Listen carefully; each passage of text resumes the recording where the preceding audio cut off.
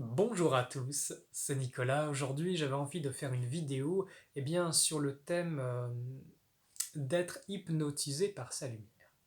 Alors, vous savez, on peut avoir, pour ceux qui ont été en Inde ou qui ont un petit peu été en contact avec cette culture, on peut avoir une forme de, vous savez, de ces images des saints complètement dans la lumière, qui sont complètement parfois déconnectés de la matière et qui sont tout le temps en extase. Alors aujourd'hui, j'aimerais jeter une lumière sur ce genre d'état. Euh, Parce qu'à mon sens, ce n'est qu'une partie du chemin, ce n'est pas la finalité, et ça, il est vraiment, vraiment, vraiment très important que ce soit connu. Pourquoi? Parce que c'est un piège à mouche terrible. Alors, on va prendre l'exemple de Ramana Maharshi. Pour ceux qui le connaissent, eh bien, cette personne, elle a eu, quand elle était jeune, comme un éveil de conscience très fort qui fait qu'après elle s'est tournée entièrement, elle a délaissé sa vie terrestre, mais elle s'est tournée vraiment, vraiment sur sa lumière. À tel point qu'en fait, tout le reste n'existait plus vraiment en fait. Alors, là où je veux en venir, c'est qu'en fait, vous pouvez effectivement avoir ces grosses ouvertures, où vous êtes connecté à votre être, à votre présence, et effectivement, tout le monde matériel autour peut paraître dérisoire ou avoir beaucoup moins d'importance.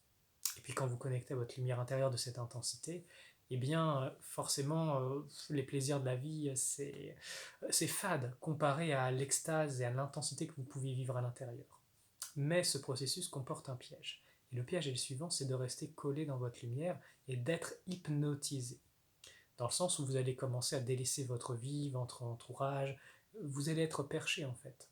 Alors, pour vous témoigner d'une expérience, après mon voyage à Compostelle, j'ai une ouverture de cœur très forte et très clairement, j'ai commencé à décoller de mon corps et pendant à peu près 2 ans, j'étais en extase, tout le temps en extase, avec la béatitude, avec les états de conscience, mais énormes que cela implique, avec une sensibilité énergétique mais décuplée.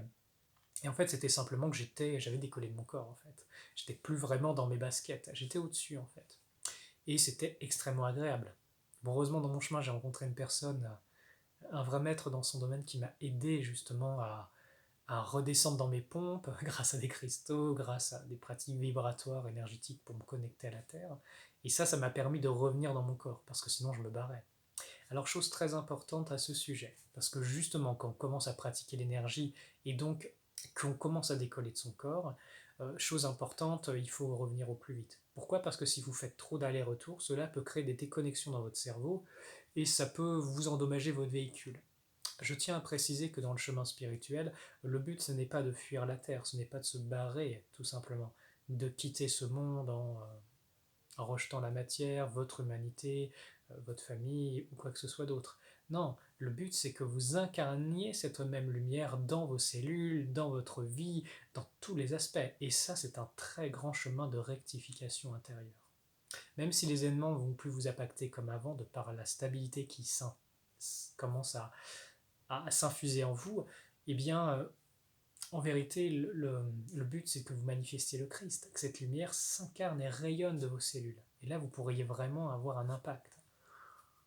Donc comprenez bien, l'extase et l'illumination, c'est un aller, mais revenir dans le côté matériel et humain et l'incarner, c'est le retour. Et là, du 2, vous faites le 3, la Trinité, humain, divin et Christ, qui forment une trinité. Alors, que dire de plus? Ouais.